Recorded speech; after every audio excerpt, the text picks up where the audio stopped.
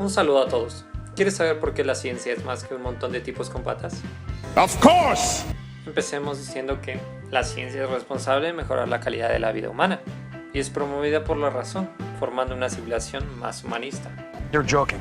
A su vez, es responsable de sorprendernos y de seguirnos sorprendiendo a través de las maravillosas descripciones que da del universo conocido. Y es en particular la física que cuenta con fenómenos que resultan relativamente sencillos de ver, que asombran una y otra vez los sentidos.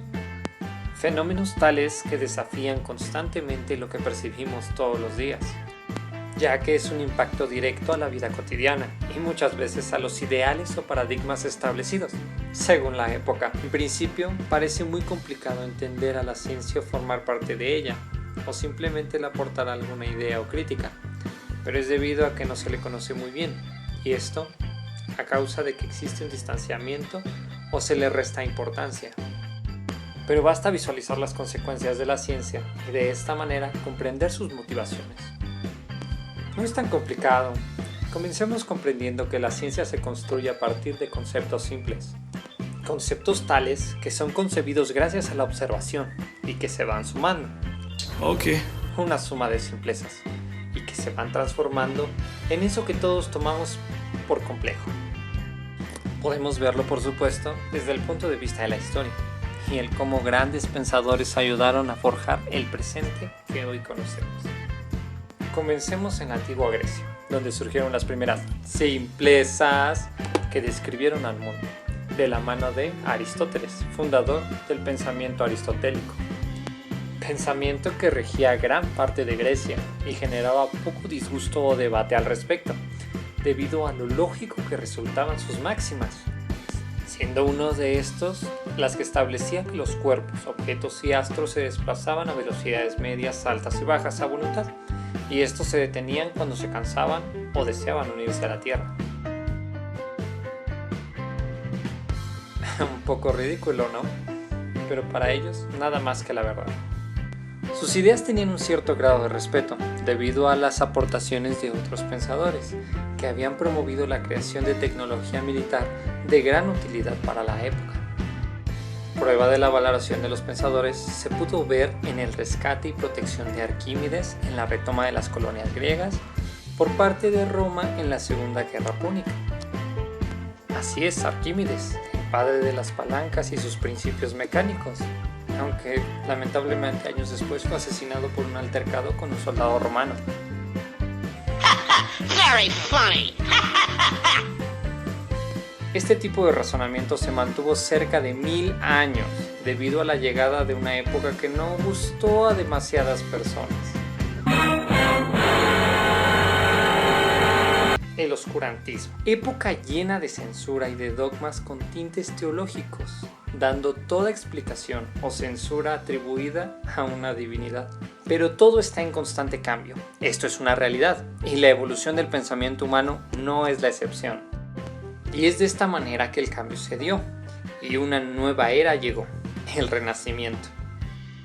El cambio del pensamiento consistió en que el hombre del medievo, oscurantismo, tenía una idea del mundo basado en el teocentrismo.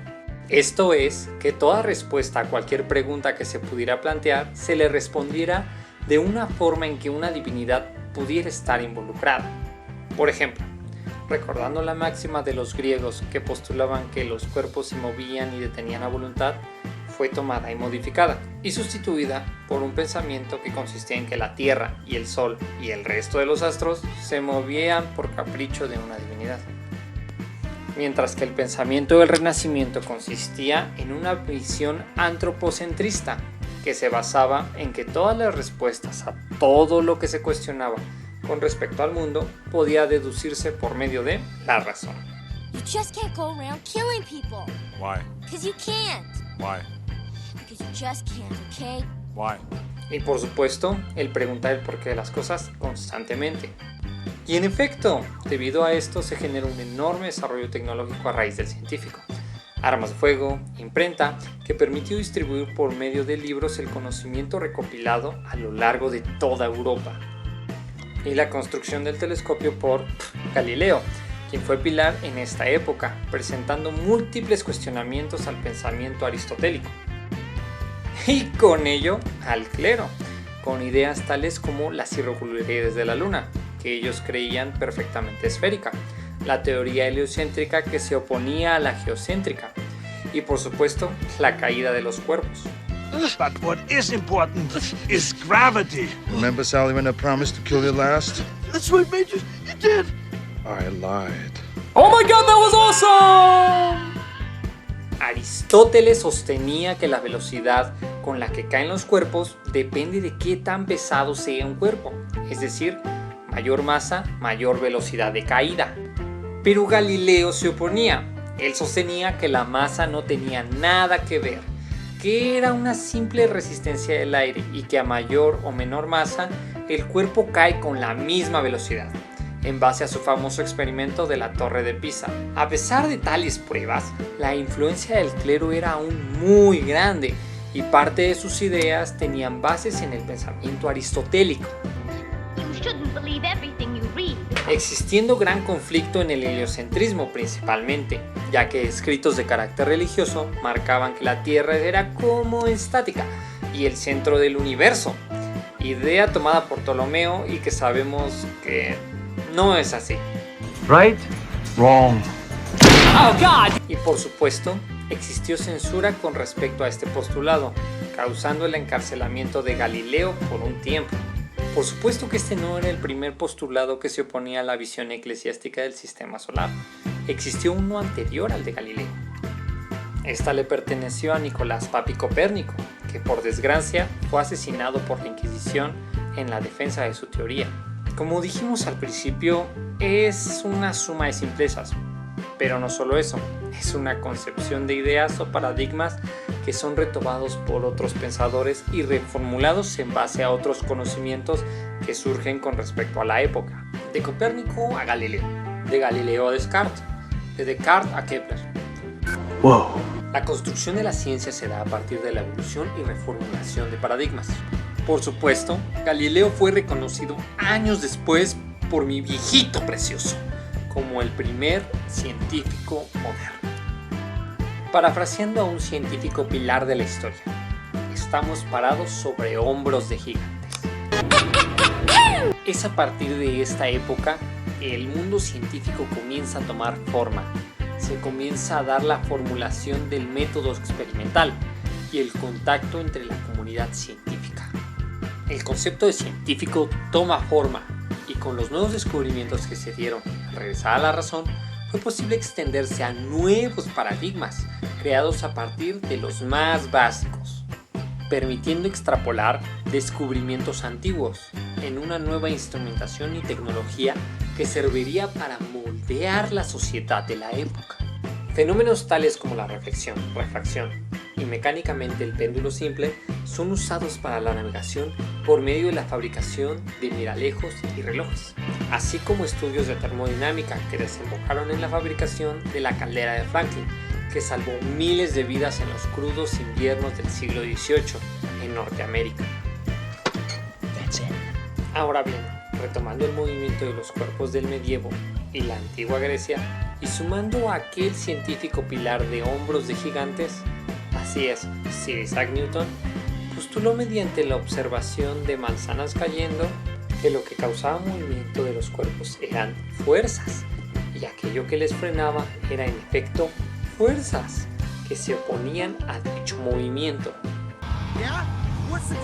Fuerzas que seguían una ley, es decir, una norma invariante y universal, a diferencia de una divinidad que se rige a capricho y este es impredecible. Now I feel better.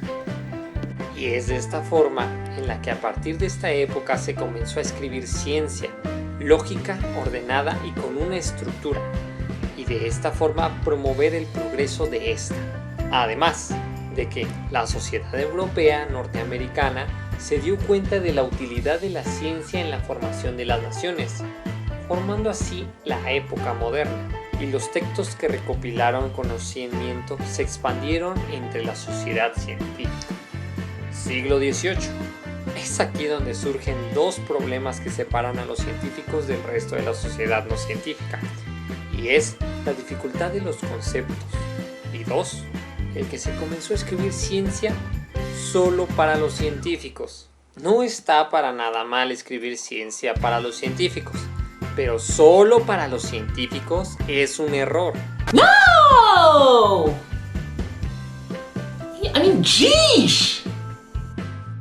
Escribir ciencia para los científicos en aquella época daba prestigio, y ciencia con el fin de divulgar era causal de rechazo de la misma comunidad.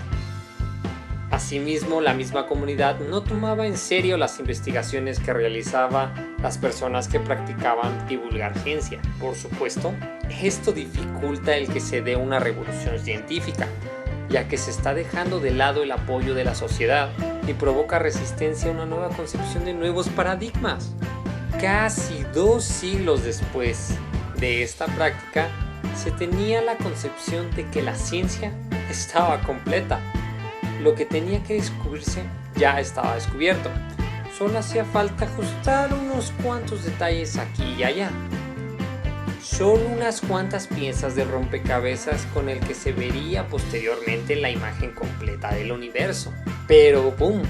Una cabecilla asomó sus anteojos en un hueco del rompecabezas. What the hell is he doing here? Que guardaría algo más que un par de piezas faltantes. Viendo que un par de piezas que se habían interpretado mal, las cuales se habían cimentado en otras de igual manera, mostrando que el rompecabezas era más grande de lo que parecía. Catástrofe, el nacimiento de la cuántica. Al darse cuenta de que la física en realidad no estaba completa, ni cerca de estarlo, se presentaron una cantidad notable de fenómenos que quedaban por describir. Revolución científica, quizá la más grande de la historia hasta ahora. Ruptura de paradigmas anteriormente postulados que se creían bien cimentados y ahora reformulados. Naciendo la física moderna a raíz de 3 principales pensadores: Born, Planck y mi viejito precioso y quizá el más conocido, Einstein.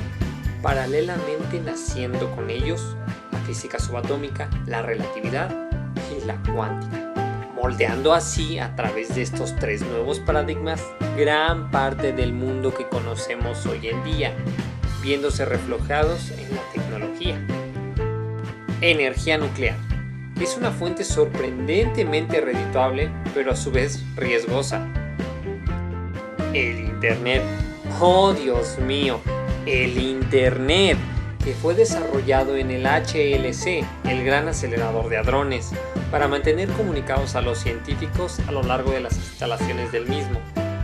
Y por supuesto, la implementación de comunicaciones, gracias a satélites, donde es necesaria la comprensión de la relatividad, debido a la dilatación del tejido tiempo-espacio para altas velocidades. Y en consecuencia, pero por supuesto que en consecuencia, unos objetos que la mayoría de la población citadina cuenta hoy en día y se encuentra en sus bolsillos. Así es, teléfonos celulares. En conclusión, la ciencia se desarrolla gradualmente definiendo conceptos que parecen simples y resultan básicos y se van sumando a algo complejo. Asimismo, esta guarda una relación indisoluble con la sociedad. El perder una significaría perder la otra. ¿Qué sería de la ciencia sin la sociedad? ¿Y qué sería de la sociedad sin la ciencia? Por ello, hay que valorarla y promoverla. Tan solo hay que ver el cambio abrupto que se ha tenido en la sociedad y la ciencia desde la última mitad del siglo anterior, impulsado gracias a algo terrible, pero que concientizó a la población mundial del poder y la responsabilidad que la ciencia guarda.